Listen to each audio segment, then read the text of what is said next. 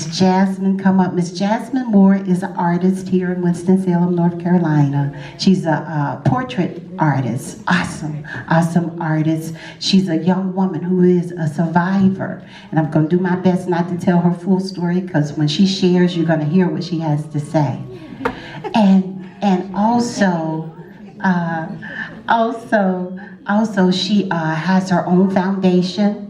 I'm gonna let her share her information about her foundation, because if I get started, I'll be telling her story, like I just said before. But she has her own foundation, and her foundation is in response and in reference to and made possible due to her mother. And she's going to share that information with us. And sometimes you may not be the person that's in the situation, but you're a survivor because of what your mom went through, or what your dad went through, or what your aunt, your grandmother went through. You're a survivor. The baby that you were pregnant with is a survivor because of what you went through. Your son that was rubbing your belly is a survivor because of what you went through. And so there's children survivors in here. I'm one. I know there's many others. So we're going to get Jazmine to come up. We're going to get Dr. McLeod is going to come up right after her. We're going to push it along a little bit because we have a lot of giveaways, and I want to make sure we get everything done, because I know that our evening is well spent. Dr. McLeod is going to come up right after her to share information about mental health. And she's not seeing people individually. I want to go ahead and do that now. But get your good girlfriends, get your family together, and do some group sessions with her. Speak to her after her presentation. She'll give you information about cost and all of that kind of thing. She's very affordable, and we can all do this because this is what we need. After which, we're going to end with the person that's going to talk to us about prayer, because we want to end in prayer and let God know how thankful we are about where we come from, but also acknowledge how far we have to go. And so without further ado, I want you to put your hands together for Miss Jazmine Moore.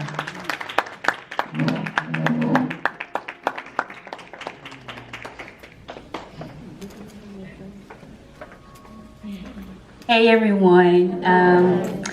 Thank you for having me here, Gwen. I'm a little nervous. That's all right. But it's about the message. Yes. So, I love you all's speeches before mine, and I admire your enthusiasm and your energy, and I'm learning from you all, and because this is still kind of new to me. Yes. So just bear with me. And thank you again. Yes. Okay. Did you know about 1 in 3 women in Forsyth County have experienced domestic violence abuse in their lifetime, and about 3.3 to 10 million children in North Carolina have witnessed domestic violence within their home each year? Let me introduce myself again. Hi, my name is Jazmine Moore. I'm the daughter of Cheryl and Niece Bethay, who tragically lost her life to domestic violence in 2014 from being stabbed 39 times to the head, slashed across her face and on the side of her neck, hitting her carotid artery. Yes. And my mother, Cheryl Annie Bethay, was in a relationship with a man who she thought she loved. Yes. Yes, at first sight, it seemed that way. However, in the end, it was very tragic. Right. It's like one of those things where the relationship in the beginning is extra sweet until you see their true colors along with their vicious intentions of control. Yes. It was a sudden onset of controlling behaviors that was not revealed in the beginning or even around others in public or at family functions. That's right. For 3 years, my mom put up with the man that physically and mentally abused her, slowly robbing her of her beautiful soul, smile, and well-being. Yes. He not only abused her, but he also isolated her from her own children, That's right. family, and friends. Leading up to my mom's unexpected death was a pattern of destruction. There would be times where my mom's abuser would drink alcohol and raise hell within our house, get kicked out, she would kick him out, only to return with a sweet gift and a nice little apology. Right. And he would constantly degrade my mom with his ugly words and bash her simply for being herself. Mm-hmm. Going going through this at the time was really foggy for me, and I'm pretty sure it was foggy for my mom because it was all new to us. Yeah. I didn't even know what it was, and this pattern became apparent to me after my mother's death. So at the time, I didn't really know what was going on until I actually like evaluated everything and realized like we were really going through something. Yes. But however, don't let that be the same for you all.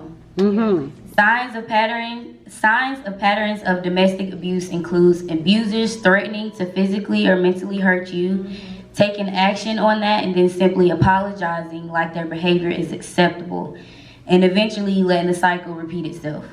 So educate yourself as well as your children on the signs of domestic abuse to identify the red flags and the warning signs. Mm-hmm.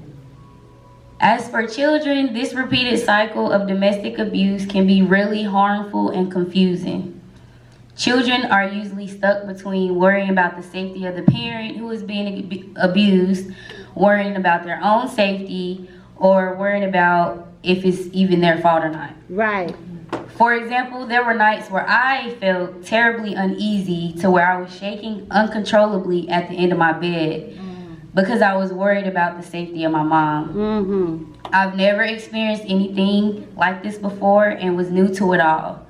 All I could hear was arguing, scuffling through the walls, and from her room. And in my mind, I was just imagining the worst. I didn't know what That's right. was possibly going on. So I thought about calling 911 for help, but you know, my mom always stopped me and said she can handle it, or Right. stays in his house, stays in his house. Right. And That's right. so I was always stopped, but I still had this thought in the back of my head, like something's not right, but Yes. I don't know what to do because my mom, I'm not bashing her or anything, but That's she right. said she can handle it, and she didn't want me to do anything That's about right. it. And you know, as a child should stay in a child's place, Mm-hmm. as they say. Mm-hmm.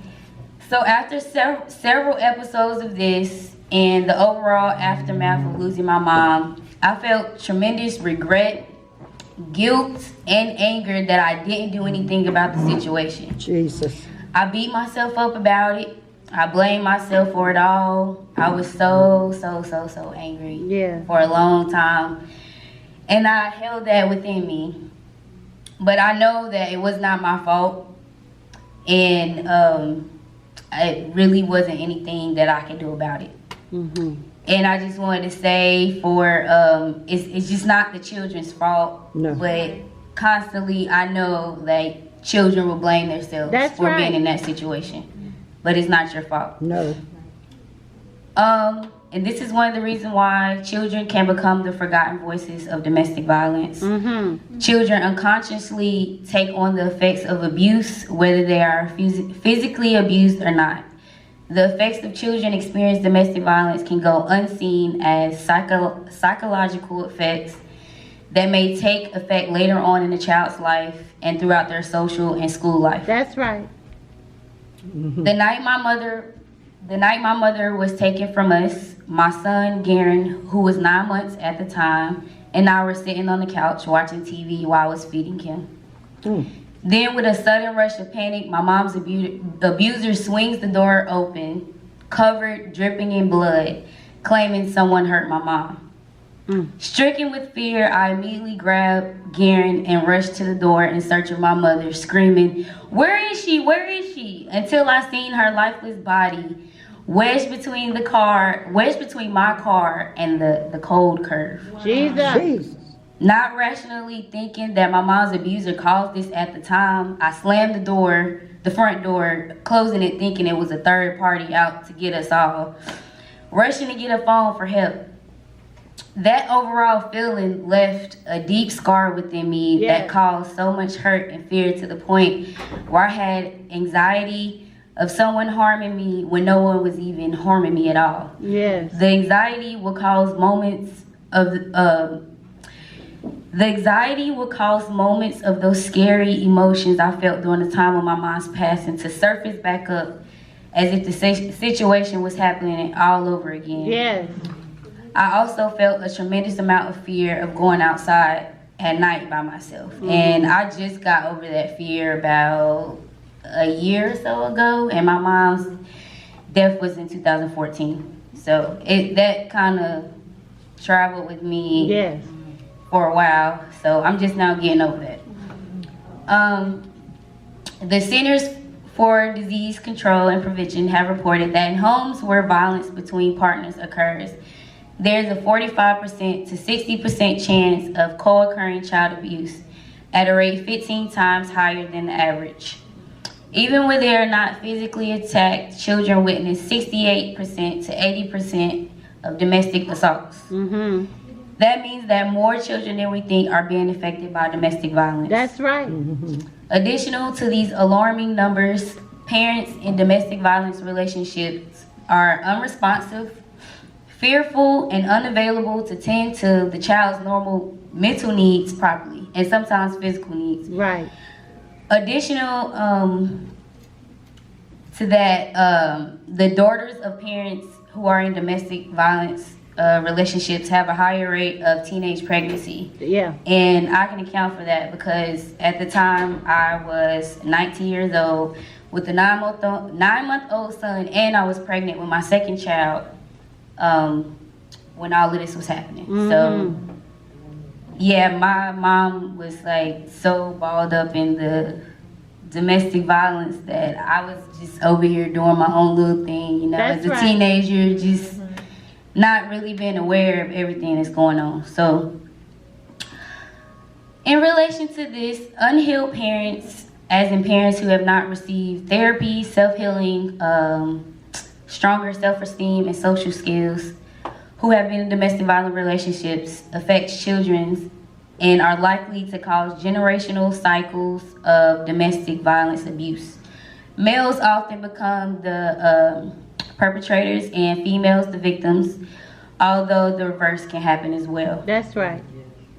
It is prevalent that we cultivate self-love, forgiveness, Yes. and healing to end the cycles of being silenced, because those cycles can lead to more hurt, possible death, and potential generational cycles of domestic abuse. That's right. Love yourself so much that you choose to deserve better for the betterment of your life. Yes. Children are our future. However, if they are silenced, we all are silenced. That's right. It starts with the parents to be open and brave within to sound the silence in domestic violence. Then the children will follow your lead.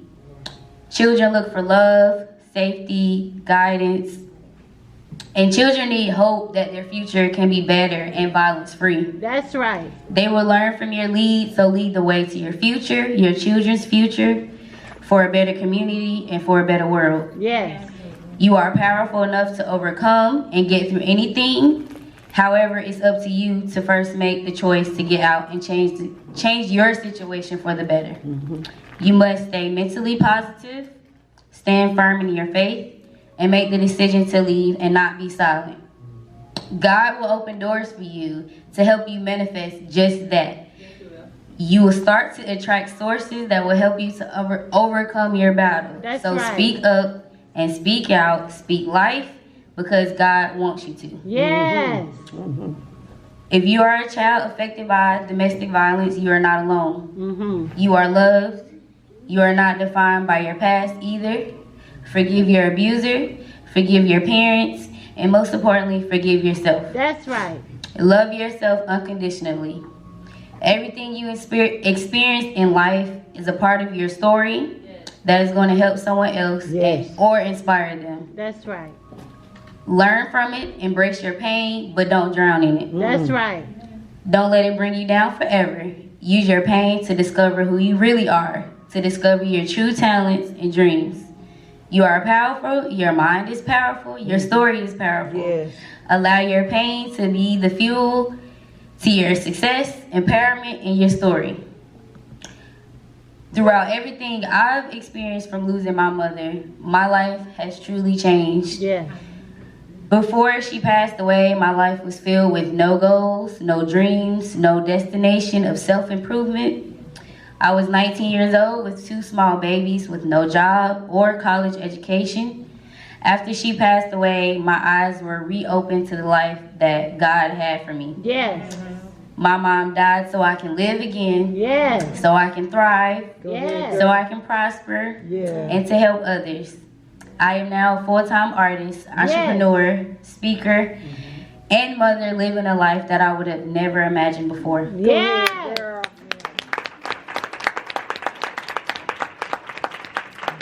Thank you.